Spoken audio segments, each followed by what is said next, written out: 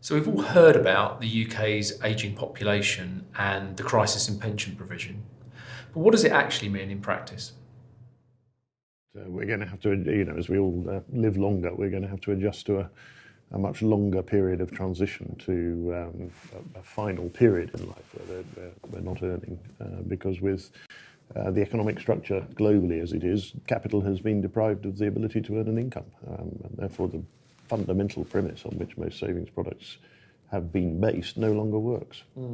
So we've got this sort of group of people in the first phase of their career who have got long enough to accumulate out of income, the people in the middle section who are really crushed by the absence of a return or a yield on investment, and people who are facing retirement where they've got either a combination of DB or DC or a DC accumulation, and a very pressing and immediate problem as to how they generate an income from those relatively limited resources. There are certainly some people out there for whom the conversation is really about how do I bridge from the point at which I want to stop working to my state pension, and I know I'm going to live on my state pension. I've got a few bob that will tide me over. And pension freedoms has made a difference for those people. Do we think that there's a possibility that that third cohort, the 20, 40-year-olds, will develop a very different attitude towards savings? So My 23-year-old niece accosted me the other day and said, this auto-enrolment, is this something to do with you?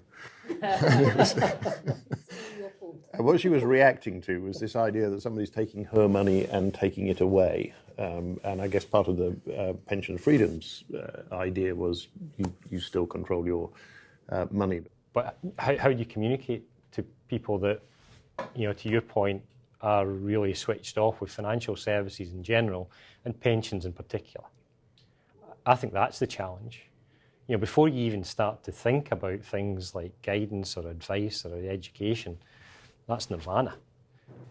Our experience in the short time of freedoms of what we anticipate in the future is people actually will use their savings pots that we used to call pensions to straddle their working life, to allow them to reduce hours, etc., or to extend their working life so that they can reduce hours and still live the life that they want.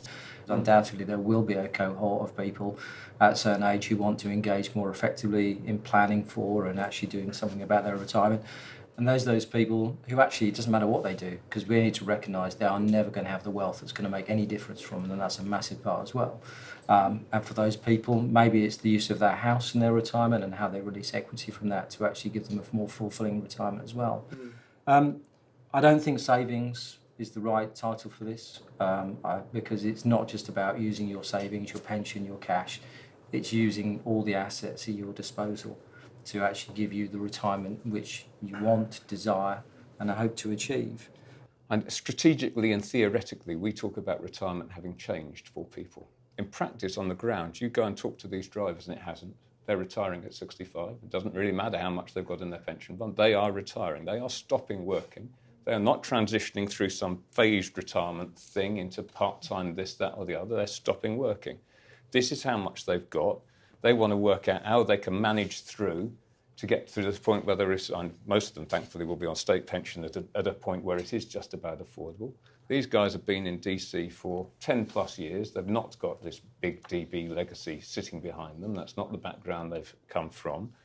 Many are coming to the retirement question from the perspective of, my dad retired at 65, my granddad retired at 65, I'm retiring at 65, now what happens next? So we've got three groups of people. We've got those that are in with a chance, those that are lucky enough to have caught the tail end of the DB era, or those that have recognised that they need to save in order to be able to retire at the age that they want. And then we've got those that are in for the long slog, those who recognise that the only way to sustain an acceptable lifestyle is to work for longer and then retire later. There'll be those that will retire regardless, those that their father retired at age 65, their grandfather retired at age 65, and they're determined to do the same. Those people will have to accept a lower standard of living than they had through their working life.